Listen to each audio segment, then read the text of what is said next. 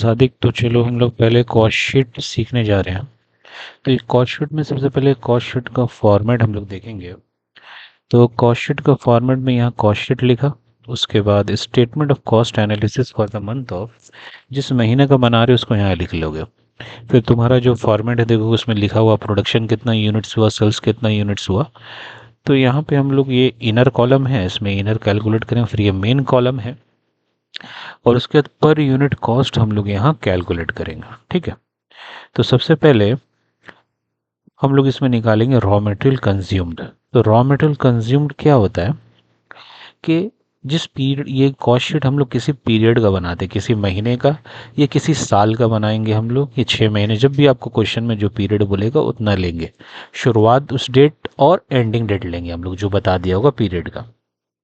तो उस पीरियड में जो इतना यूनिट्स प्रोड्यूस्ड हुआ है जिसका हम लोग ये कॉस्ट शीट बना रहे हैं, उसका रॉ मटेरियल कंज्यूम्ड में कितना खर्चा है, उसमें रॉ मटेरियल का खर्चा क्या आया है जो इस्तेमाल हुआ है। कंज्यूम्ड मतलब इस्तेमाल हुआ है, तो उसको कैलकुलेट करेंगे।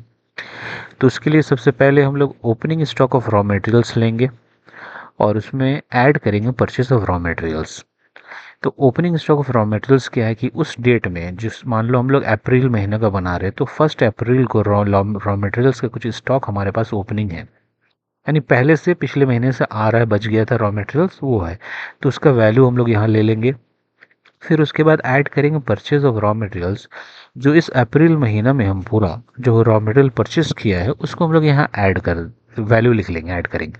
फिर रॉ मटेरियल परचेज करने में कुछ हमारा सप्लायर के पास से यहाँ अपना फैक्ट्री में लाने में जो ट्रैवल में हम लोग का जो ट्रांसपोर्ट का खर्चा होता है, जो गाड़ी से माल लाया है, अगर वो हम लोग पे कर रहे हैं तो उसको कैरेज इनवर्ड बोलते हैं, उसको यहाँ ऐड कर देंगे। और अगर वो सप्लायर पे कर रहा है तो हमारा खर्चा नहीं, वो हमको फ्री डिलीवरी दे रहा है, सप्लायर उसको पे कर रहा है, तो हम लोग उसको ऐड नहीं करेंगे। तो ये हमारा यहाँ पे एक बैलेंस आ जाएगा, इन सब तीनों को ऐड कर देंगे। फिर हम लेस करेंगे closing stock of raw material.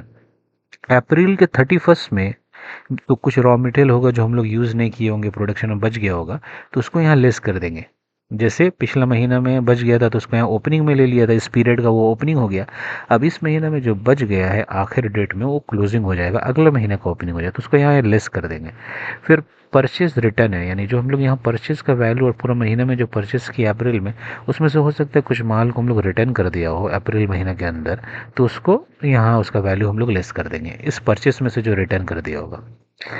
कुछ रॉ मटेरियल ऐसा होगा जो प्रोडक्शन में हमने इस्तेमाल किया मगर वो ख़राब हो गया या ख़राब निकल गया, वो आगे नहीं बढ़ सकता, तो वो स्क्रैप हो गया, हमारा यूजलेस हो गया, उसको बेच के कुछ पैसा आता है तो उसको भी हम लोग यहाँ सेल ऑफ स्क्रैप को यहाँ लेस कर देंगे, सेल ऑफ स्क्रैप लेस कर देंगे। हम्म,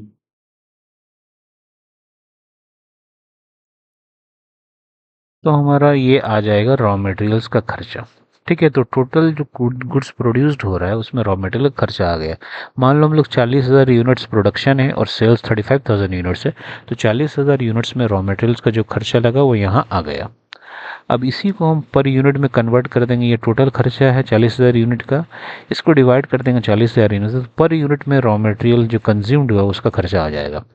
उसके बाद हमारा है डायरेक्ट लेबर और वेजेस। डायरेक्ट लेबर और वेजेस है उन लोगों का वेजेस है जो लेबर लोग डायरेक्टली इन्वॉल्व है प्रोडक्शन में, जो फैक्ट्री में गुड्स प्रोड्यूस कर रहे हैं। कुछ कुछ एम्प्लॉयज़ होते हैं जो फैक्ट्री में प्रोड्यूस करते हैं, उनको वर्कर्स बोलते हैं। कुछ स्टाफ होते हैं जो ऑफिस में काम करते हैं, उनका सैलरीज जो है वो यहाँ नहीं आएगा, वो कहीं और आता है, ऑफिस ओवरहेड में आएगा। तो यहाँ पे डायरेक्ट वेजेस जो रहेगा या लेबर, उसको हम लोग ऐड कर देंगे। इसको भी पर यूनिट में हम लोग कन्वर्ट कर सकते हैं। उसके बाद डायरेक्ट एक्सपेंसेस।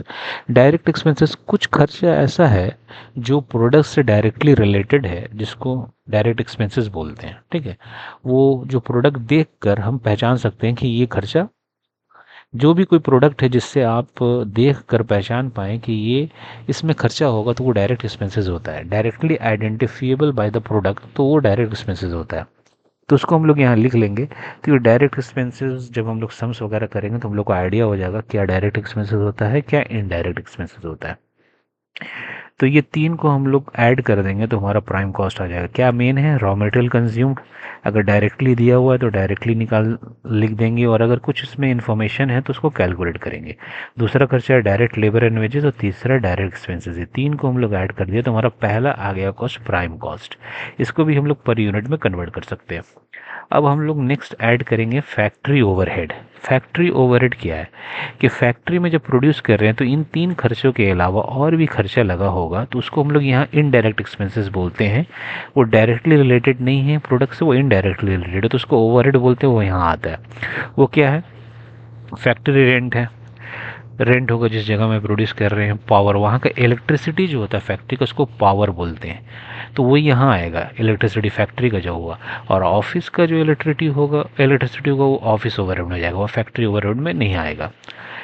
और तीसरा यहाँ पे देखो एक्सपेंसेस लिखा हुआ रिपेयर्स ऑफ मशीनरी। तो मशीनरी को इस्तेमाल कर, जो गुड्स प्रोड्यूस करने में मशीनरी कुछ इस्तेमाल हुआ होगा तो उसका जो रिपेयर्स का खर्चा है वो यहाँ आ जाएगा। इसके अलावा भी और फैक्ट्री ओवरहेड होते हैं, जब हम लोग सम्स करेंगे तो हम लोग को आइडिया आ जाएगा, तो वो यहाँ ऐड करेंगे। अब ये जो फैक्ट्री ओवरहेड हम लोग यहाँ कैलकुलेट कर लेंगे, सारा को ऐड करके ये टोटल आ जाएगा। उसको भी हम लोग पर यूनिट में कन्वर्ट कर सकते हैं। अब हम लोग एक एडजस्टमेंट करेंगे, वर्क इन प्रोग्रेस का adjustment. Opening stock of work in progress less closing stock of work in progress, और फिर सेल ऑफ स्क्रैप को लेस करेंगे। तो वर्क इन प्रोग्रेस क्या है वो समझते हैं। कि मान लो पिछले महीने में काम हो रहा था कुछ गुड्स पे जो आधा कंप्लीटेड है, पूरा कंप्लीटेड नहीं हुआ, तो उसका पीरियड के एंड में कुछ बैलेंस बचा होगा पिछले महीने में। तो मार्च का, पिछला महीना हमारा मार्च का, तो उसका कुछ बैलेंस बचा, तो हम लोग उसको ओपनिंग स्टॉक इस महीने में मान लेंगे। तो ये वर्क इन प्रोग्रेस, यानी इस पर काम कंप्लीट था, वो प्रोड्यूस नहीं हो पाया था, पूरा पूरा पूरा कंप्लीट नहीं हो पाया था, प्रोग्रेस था, उस पर काम जारी था। तो उसका ओपनिंग बैलेंस को हम लोग यहाँ लिख लेंगे। और इस महीने में भी गुड्स पे जो काम हो रहा है, 40,000 यूनिट्स मान लीजिए जो काम हो रहा है, इसमें से कुछ हो सकता है 40,000 यूनिट्स तो प्रोड्यूस हुआ है, मगर काम तो ज़्यादा यूनिट्स पे भी हुआ होगा। तो उसमें से जो अधूरा रह जाएगा वर्क इन प्रोग्रेस, जो पूरा कंप्लीट नहीं होगा, उसका वैल्यू जो है यहाँ लेस कर देंगे। इस और यहाँ पे सेल ऑफ स्क्रैप करेंगे। कुछ गुड्स मान लो कंप्लीशन स्टेज में, यहाँ तक आने के बाद वो हो सकता है कि ख़राब हो गया और आगे फर्दर प्रोसेस नहीं हो सकता और आगे कंप्लीट गुड नहीं बन सकता, तो उसको भी हम लोग बेच के जो पैसा आएगा उसको सेल ऑफ स्क्रैप निकाल देंगे। अब ये देखो, opening stock of work in progress, closing stock of work in progress और सेल ऑफ स्क्रैप, ये तीन आइटम का हम लोग पर यूनिट नहीं निकाला है, इसका हम लोग नहीं निकालेंगे, ये कैलकुलेट नहीं होता है। ठीक है।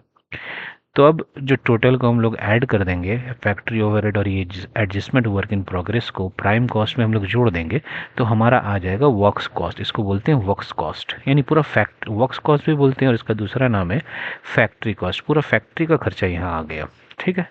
इसको हम लोग पर यूनिट में कन्वर्ट कर सकते हैं।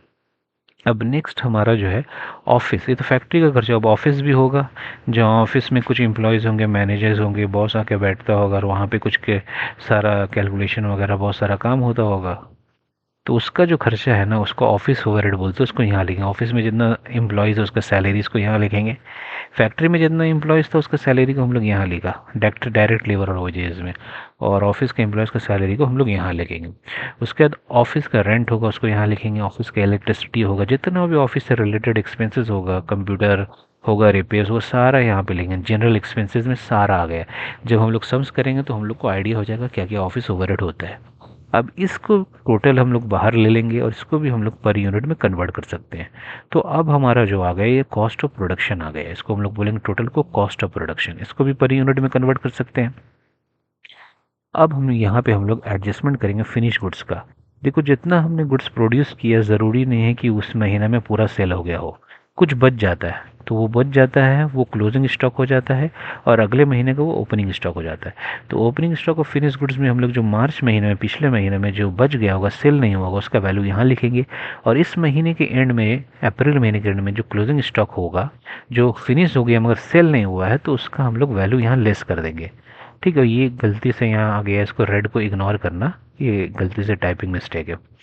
अब इसका जब हम लोग एडजस्ट करेंगे, कॉस्ट ऑफ प्रोडक्शन में ऐड कर लेंगे और लेस कर देंगे फिनिश गुड्स का वैल्यू, तो हमारा जो हो जाएगा कॉस्ट ऑफ गुड्स सोल्ड, यानी कि गुड्स जो बेचा है हमने उसका कॉस्ट आ गया। तो ये कॉस्ट ऑफ गुड्स सोल्ड आ गया, इसको पर यूनिट में कन्वर्ट कर सकते हैं। अब हम लोग करेंगे सेलिंग एंड डिस्ट्रीब्यूशन ओवरहेड, यानी कि बेचने के बाद भी हम लोग को डिलीवरी देना पड़ता है, और डिलीवरी देना पड़ता है तो कुछ खर्चे आते हैं, सेल्समैन है उसका सैलरी आएगा जो सेल्स करता है, एडवर्टाइज हम लोग किया है कुछ गुड्स टीवी में एडवर्टाइज किया, न्यूज़पेपर में किया, या कुछ एड्स दिए हम लोग, तो उसका एक्सपेंसेस यहाँ आ जाएगा। और सेलिंग एक्सपेंसेस से जितना रिलेटेड होगा यहाँ आ जाएगा। डिस्ट्रीब्यूशन क्या, मान लो कि हमारे पास बहुत फिनिश गुड्स हम स्टॉक में रखते हैं, कोई एक जगह लिया है, उसका भी रेंट यहाँ आ जाएगा।